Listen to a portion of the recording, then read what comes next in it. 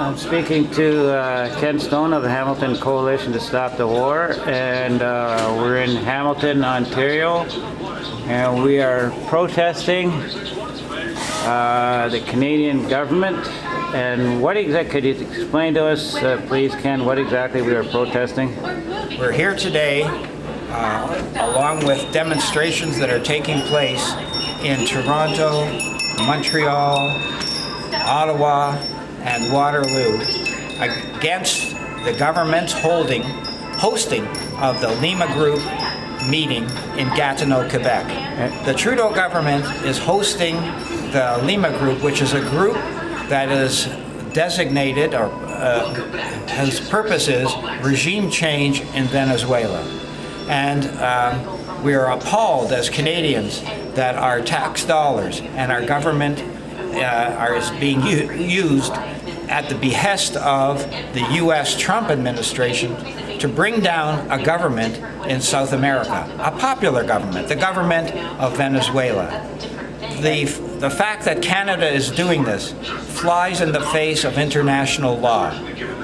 Justin Trudeau should be ashamed when he says that the Canadian government stands for the rule of international law, because meddling in the internal affairs of other countries is a violation of international law and a violation of both the Charter of the UN and the Organization of American States. But nonetheless, this is the second meeting organized in Ottawa concerning to support the LIMA Group's aim for regime change in Venezuela. So we have criminal objectives here. What about the, I have two questions for you. What about the economic embargo? What is Canada's role in that? And also, how much is this criminal conspiracy costing Canadian tax dollars? Canadian taxpayers? Okay. Good question.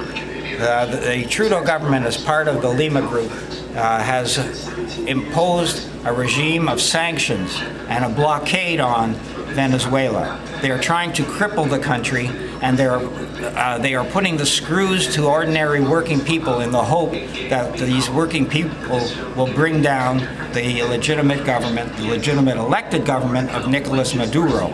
Canada has imposed 5 or 6 different kinds of sanctions against the government of Venezuela, and these sanctions do not have the approval of the UN Security Council, which means that the sanctions are illegal. And so that's only part of it. You asked also about financial support by Canada to Juan Guaido, the imposter, the pretending president of Venezuela. When he came last year, and Chrystia Freeland was the foreign minister at that time, she gave him $52 million of our tax money for his campaign to overthrow the government of Venezuela. This is an abomination. This is a violation of international law, and if Canadians knew about this, there would be more of them at this demonstration that we're having here in Hamilton in front of the constituency office of Filomeno Tassi. Thank you. And why do Canadians not know about this? Why do they not know that Juan Guaido was not elected by the Venezuelan people to lead the country? Why is there this firewall between Canadians and the truth, the firewall between Canadians and international law? Why is this happening? This happens because the mainstream media has prostituted itself to the official line of the government on foreign policy, whether it's Venezuela or Syria or Iran or Nicaragua or Haiti. And they tell the story, they tell the lies that the Maduro government is unpopular, it's undemocratic, and so on.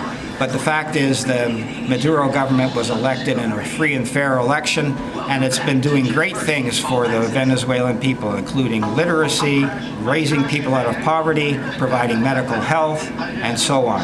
So the Canadian government is absolutely doing the wrong thing here. The CBC pays, taxpayers pay the CBC almost $1 billion a year, I hear, maybe $750 million a year to hold the government accountable.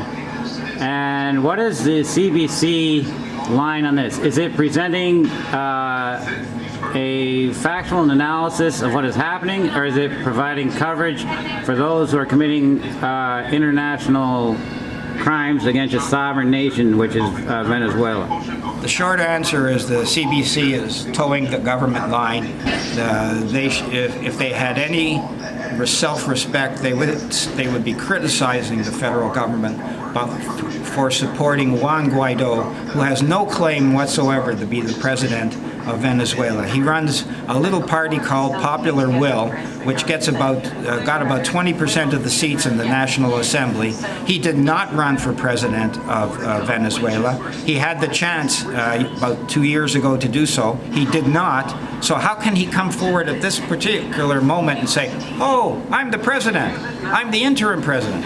It's utterly ridiculous under international law. And the CBC and the other mainstream media outlets that say that they're for telling the truth should be telling the truth, that this is an outright attempt at regime change.